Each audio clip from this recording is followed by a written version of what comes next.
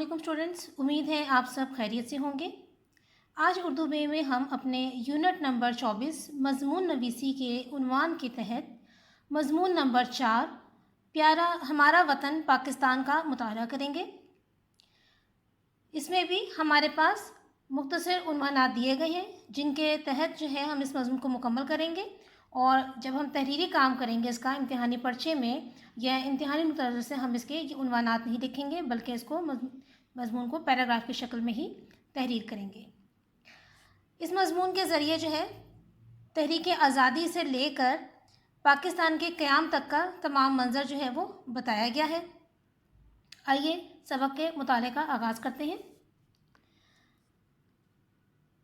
بر صغیر پاک و ہند ایک وسیع و عریض خطہ تھا۔ وسیع عریض یعنی لمبا چوڑا پھیلا ہوا خطہ، علاقہ، زمین کا ایک ٹکڑا تھا۔ یہاں مختلف قومیں حکومت کرتی رہی تھیں عرصہ دراز تک، یعنی کافی عرصے تک۔ یہاں ہندو قوم کا غلبہ رہا، قابو رہا، حکومت رہی۔ 712 عیسوی میں اسلام کے مایہ ناز جرنیل، مایہ ناز یعنی قابل فخر جرنیل، سپہ سالار، فوج کا جو بڑا رہنما ہوتا ہے وہ رہنما جرنیل کہلاتا ہے، محمد بن قاسم نے سندھ کو فتح کیا اور یہاں اسلامی حکومت کی بنیاد رکھی۔ رفتہ رفتہ یعنی آہستہ آہستہ اسلام پورے خطے پر، پورے علاقے پر غالب آ گیا اور یہاں مسلمانوں کی ایک مضبوط مرکزی حکومت قائم ہو گئی۔ اس طرح مسلمانوں نے پورے ہندوستان پر 750 سال تک نہایت شان و شوکت کے ساتھ حکومت کی۔ یہ دور تاریخ میں بلا شبہ بے شک سنہری دور کہلاتا ہے۔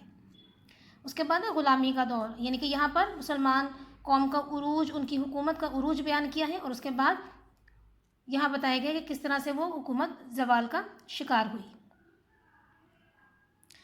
آخر مسلم حکومت زوال کا شکار ہو گئی، پستی کا شکار ہو گئی، اور اس کی بنیادی وجہ کیا تھی؟ اپنوں کی کوتاہی، غلطی، کمی، ناقص انتظام میں حکومت اور دشمنوں کی سازشوں نے اقتدار کا خاتمہ ہو گیا۔ یعنی کہ جو دشمن سازش کر رہے تھے، جو غدار مسلمانوں میں پیدا ہو گئے تھے، ان کی وجہ سے جو حکومت تھی مسلمانوں کی 750 سال تک، جو انہوں نے شان و شوکت سے حکومت کی، اس اقتدار کا، اس حکومت کا خاتمہ ہو گیا اپنوں کی غداری کی وجہ سے، دشمنوں کی سازشوں کی وجہ سے۔ انگریز یہاں تجارت کی غرض سے مقصد سے آئے تھے، لیکن انہوں نے یہاں پاؤں پھیلانے شروع کر دیے۔ پاؤں پھیلانا محاورتاً بات کی ہے، یعنی کہ یہاں پر آہستہ آہستہ قبضہ جمانا شروع کر دیا، اپنا اثر و رسوخ قائم کرنا شروع کر دیا، اور آخر پورے بر صغیر پر چھا گئے۔ انگریزوں نے یہاں کے باشندوں کو، یہاں کے یعنی مقامی لوگوں کو 200 سال تک غلامی کی زنجیروں میں جکڑے رکھا، اپنا غلام بنائے رکھا۔ غلامی کا یہ دور، یہ زمانہ بدترین دور تھا۔ بقول علامہ اقبال رحمۃ اللہ علیہ تھا، جو نہ خوب بتدریج وہی خوب ہوا کہ غلامی میں بدل جاتا ہے قوموں کا ضمیر۔ یعنی کہ جب انسان ذہنی غلام ہو جاتا ہے تو اس کا ضمیر بھی مردہ ہو جاتا ہے۔ جب اسے آزادی کی اہمیت وہ معلوم نہیں رہتی، جب آزادی کی اہمیت وہ کھو دیتا ہے تو اس کے بعد اس کا ضمیر بھی مردہ ہو جاتا ہے، اور پھر اس کے انسانیت سوچ سلوک بھی اس کے ساتھ کیا جائے یا وہ خود بھی انسانیت کی سطح سے گر جاتا ہے۔ اسے نہ اپنی آزادی کی اہمیت معلوم ہوتی ہے اور نہ ہی دوسروں کی، یعنی کہ انسان کی عزت نفس وہ غلامی میں ختم ہو جاتی ہے، انسان کا ضمیر ختم ہو جاتا ہے۔ تحریک آزادی، اس پیراگراف میں بتایا کہ کس طرح سے مختلف رہنماؤں نے مسلمانوں میں آزادی اور حریت کا جذبہ پیدا کیا۔ آخر مسلمان خواب غفلت سے بیدار ہوئے۔ خواب غفلت، اسے خواب نہیں پڑھیں گے، خواب پڑھیں گے، کیونکہ اس میں واو ہمارے پاس مادولہ ہوتا ہے۔ تو خواب غفلت یعنی کہ جو غلامی کی نیند میں پڑے تھے، جو اپنی آزادی کی اہمیت کھو بیٹھے تھے، آزادی کے تصور سے ہی وہ انجان ہو چکے تھے، انہوں نے حصول آزادی کی تحریک شروع کی۔ سلطان ٹیپو شہید نے آزادی و حریت کا پیغام دیا تھا۔ سلطان ٹیپو آپ جانتے ہیں کہ ہندوستان کی ریاست میسور کا حاکم تھا۔ آزادی و حریت یہ دونوں ایک دوسرے کے مترادف الفاظ ہیں، یعنی حریت کا مطلب بھی آزادی ہی ہے۔ اب قوم کو سر سید احمد خان، مولوی نذیر احمد، مولانا شبلی، مولانا حالی، علی برادران اور مولانا ظفر علی خان جیسے عظیم رہنما میسر آئے۔ जिन्होंने कौम को एक नई ज़िंदगी का पैगाम दिया। इन सब से बढ़कर अल्लामा इकबाल रहमतुल्लाह अलैह ने अपनी वलवला अंगेज़ शायरी के ज़रिए कौम में एक नया जज्बा और तड़प पैदा कर दी। इस तरह मुसलमान कौम एक नए जज्बे से सरशार होकर, लबरेज़ होकर, भर कर आज़ादी की मंजिल की तरफ रवा दवा हुई चल पड़ी। होता है ज़्यादा पैमा फिर कारवां हमारा। ज़्यादा पैमा फ़ारसी मुरक्कब है जिसका मतलब है रास्ता चलने वाला, मुसाफिर, यानी कि फिर वो काफ़िला, मुसलमानों का काफ़िला जो ज़वाल की तरफ जा रहा था वो फिर बुलंदी की तरफ चलने लगा। उसके बाद नज़रिया पाकिस्तान, यानी वो नज़रिया जिस पर हमारे मुल्क की आज़ादी की बुनियाद कायम हुई। 1930 में इलाहाबाद के मकाम पर अल्लामा इकबाल रहमतुल्लाह अलैह ने सबसे पहले पाकिस्तान का तसव्वुर पेश किया, ख़याल पेश किया। इसीलिए आपको मुफ़क्किर पाकिस्तान भी कहा जाता है, मुसव्विर पाकिस्तान भी कहा जाता है। आप रहमतुल्लाह अलैह ने फरमाया कि जिन इलाक़ों में मुसलमान अक्सरियत में हैं, ज़्यादा तादाद में हैं, उन पर मुश्तमिल एक आज़ाद ममलिकत कायम कर दी जाए। ममलिकत, रियासत, हुकूमत, यानी कि मुसलमान जिन इलाक़ों में अक्सरियत में है, ज़्यादा तादाद में है, वहाँ उनको मिलाकर एक अलग आज़ाद रियासत जो है वो हमें दी जाए, जिसमें हम अपने इस्लामी उसूलों के मुताबिक, अपनी मज़हबी आज़ादी के मुताबिक ज़िंदगी गुजार सकें।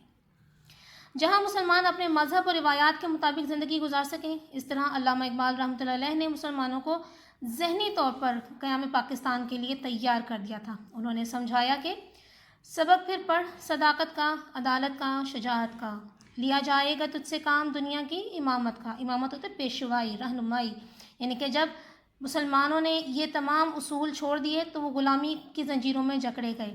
तो इसीलिए उन्होंने कहा है कि दोबारा से सदाकत, अदालत और शुजाअत को अपने किरदार का हिस्सा बना लो, ताकि तुमसे दुनिया की रहनुमाई का काम लिया जाए और इस्लाम फिर से जो है एक मजबूत ताकत बनकर दुनिया पर उभरे। दो कौमी नज़रिया। जब अंग्रेज़ हिंदुस्तान को छोड़ने पर मजबूर हुए तो हिंदू चूँकि अक्सरियत में थे, ज़्यादा तादाद में थे, इसलिए वो तन्हा अपने आप को अंग्रेज़ का वारिस और जानशीन समझते थे। यानी कि वो ये समझते थे कि जब अंग्रेज़ हुकूमत छोड़ के जाएंगे तो वो मुल्क जो है वो हिंदुओं के हवाले करके जाएंगे, और इसीलिए खुशामद और चापलूसी से हिंदू जो है वो अंग्रेज़ों के करीब होते गए।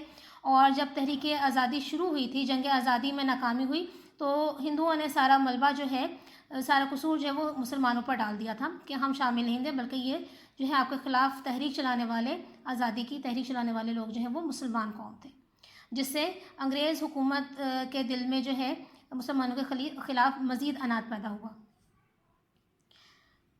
जहाँ तक मुसलमानों का ताल्लुक़ है, हिंदू उन्हें खातिर ही में ना लाते थे।